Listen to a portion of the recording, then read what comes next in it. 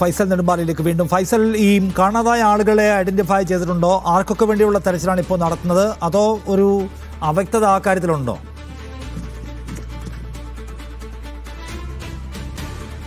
നിഷാദ്, 5 പേരെയാണ് നിലവിൽ കാണാതായിരിക്കുന്നത്. വിക്രം റാണ, രാഹുൽ, മുഹമ്മദ് ഇമ്രാൻ, രാകേഷ്, അസറുദ്ദീൻ അൻസാരി. ഇതുവരെല്ലാം തന്നെ ഈ നിർമ്മാണവുമായി ബന്ധപ്പെട്ടുകൊണ്ടുള്ള ഉദ്യോഗസ്ഥരും ജീവനക്കാരും ആണ് എന്നുള്ളതാണ് നമുക്ക് ലഭിക്കുന്ന വിവരം. എഞ്ചിനീയർ ഉണ്ടായിരുന്നു, മറ്റ് അവിടുത്തെ ജീവനക്കാരൊക്കെ തന്നെ ഉണ്ടായിരുന്നു. ഈ 5 പേരെയാണ് നിലവിൽ കാണാതായിരിക്കുന്നത്. അവർക്ക് വേണ്ടിയുള്ള തിരച്ചിലാണ് നടക്കുന്നത്. അവർ ഇന്നലെ ഈ മണ്ണിടിച്ചിൽ ഉണ്ടായിരുന്ന സമയത്ത് നമുക്കറിയാം 18 പേരായിരുന്നു ആകെ ഈ അപകടത്തിൽപ്പെട്ടിരുന്നത്. അതിൽ 5 പേരെയായിരുന്നു ഇനി കണ്ടെത്താനുള്ളത്. 3 പേരുടെ ജീവൻ ഇതുവരെ നഷ്ടപ്പെട്ടിട്ടുണ്ട്. അപ്പോൾ ബാക്കിയുള്ള 5 പേരുടെ ഇവർ തന്നെ എടുത്ത ഒരു കണക്കാണ് ഇപ്പോൾ ഞാൻ നേരത്തെ സൂചിപ്പിച്ച ഈ പേരുകളൊക്കെ തന്നെ ഉള്ളത്. അപ്പോൾ അവർക്ക് വേണ്ടിയുള്ള ഒരു തിരച്ചിലാണ് നടക്കുന്നത്. ഇവരെല്ലാം തന്നെ ഇതര സംസ്ഥാന തൊഴിലാളികളാണ് എന്നുള്ളതാണ് മറ്റൊരു വിവരം. അങ്ങനെ എല്ലാ തരത്തിലും കൃത്യമായിക്കൊണ്ടുള്ള കണക്ക് ഇതുമായി ബന്ധപ്പെട്ടുകൊണ്ട് ഇതുവരെ പുറത്ത് വന്നിട്ടുണ്ട്.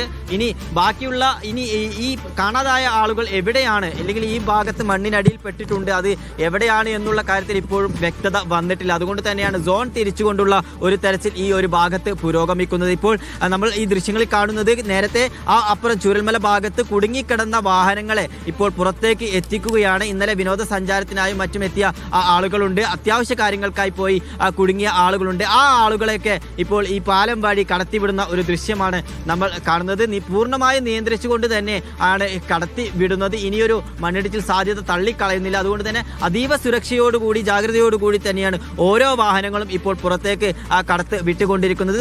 മറ്റ് അത്യാവശ്യ വാഹനങ്ങളല്ലാത്ത ഒരു വാഹനവും തന്നെ ഈ ഒരു ഭാഗത്ത് കടത്തി വിടുന്നില്ല എന്നുള്ളതും ശ്രദ്ധേയകരമായ കാര്യമാണ്. നമ്മൾ നേരത്തെ സൂചിപ്പിച്ചതുപോലെ ഇനി കനത്ത മഴ കൂടുതൽ പെയ്യുകയാണെങ്കിൽ മുകളിൽ കൂട്ടിയിട്ടിരിക്കുന്ന മണ്ണൊക്കെ താഴേക്ക് വരാനുള്ള ഒരു സാധ്യതയും ഉണ്ട്. ഇപ്പോഴും വലിയ മണ്ണ് ഇപ്പോഴും ഈ ഭാഗത്ത് കൂട്ടിയിട്ടിട്ടുണ്ട് എന്നുള്ളത് തന്നെയാണ് ഇതിന്റെ അപകടത്തിന്റെ വ്യാപ്തി വർദ്ധിപ്പിക്കുന്ന ഒരു കാര്യം, ആശങ്കയുണ്ടാക്കുന്ന കാര്യവും അത് തന്നെയാണ്. നിശാന്ത്, ഞാൻ ഷിതയിലേക്ക് ഒരിക്കൽ കൂടി. ഷിത, ഇപ്പോൾ ആശുപത്രിയിൽ രാവിലെ ഏതൊക്കെ മന്ത്രിമാരാണ് വന്നത്? അവർ എന്തൊക്കെ അപ്ഡേറ്റ്സ് ആണ് തരുന്നത്?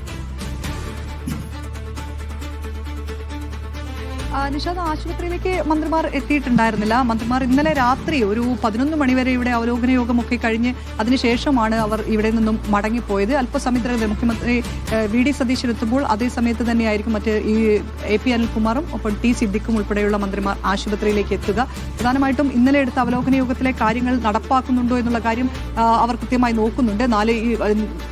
ഫൈസൽ പറഞ്ഞതുപോലെ തന്നെ 4 സോണുകളായി തിരിച്ചുകൊണ്ടുള്ള ഒരു പരിശോധനയ്ക്കാണ് നേതൃത്വം നൽകിയിരുന്നത്. മന്ത്രിമാർ പ്രധാനമായിട്ടും നമ്മളോട് സംസാരിച്ചപ്പോൾ പറഞ്ഞിരിക്കുന്ന ഒരു കാര്യം എന്നുള്ളത്, ഈ രക്ഷാപ്രവർത്തനത്തിനിടയ്ക്ക് മഴ തടസ്സമായി നിൽക്കുന്നുണ്ടെങ്കിൽ പോലും അതിനൊത്ത ഉപകരണങ്ങൾ ഉൾപ്പെടെ കൊണ്ടുവന്നിട്ടുണ്ട്. ആ ഉപകരണങ്ങളും ഒപ്പം ആളുകളുടെ, അതായത് NDRFിന്റെയും ഒപ്പം തന്നെ ഫയർഫോഴ്സിന്റെയും കൂടുതൽ സംഘം എത്തിയിട്ടുണ്ട്. ഇന്ന് വൈകുന്നേരത്തോടു കൂടെ തന്നെ ഈ കാര്യങ്ങൾ, അതായത് ഇവിടെയുള്ള രക്ഷാപ്രവർത്തനം പൂർത്തിയാക്കി എല്ലാം പൂർവ്വരീതിയാക്കാൻ പറ്റുമെന്നുള്ള, കാണാതായവരെ കണ്ടെത്താനാകുമെന്നുള്ള ഒരു പ്രതീക്ഷയാണ് മന്ത്രിമാർ പങ്കുവെക്കുന്നത്. അതിനൊപ്പം മറ്റൊരു കാര്യം കൂടിയുണ്ട്. ഇത് എങ്ങനെയാണ് നടന്നത് എന്നുള്ള കാര്യങ്ങൾ അത് ഒരു അന്വേഷണത്തിലേക്ക് പോകേണ്ടതാണ്. ഇപ്പോൾ കമ്പനി പഴിചാരുന്നത് ലാൻഡ് സ്ലൈഡ് ഉണ്ടായി അതിനെ തുടർന്നുണ്ടായതാണ് എന്നുള്ളതാണ് കമ്പനി പഴിചാരുന്നത്. ഒപ്പം തന്നെ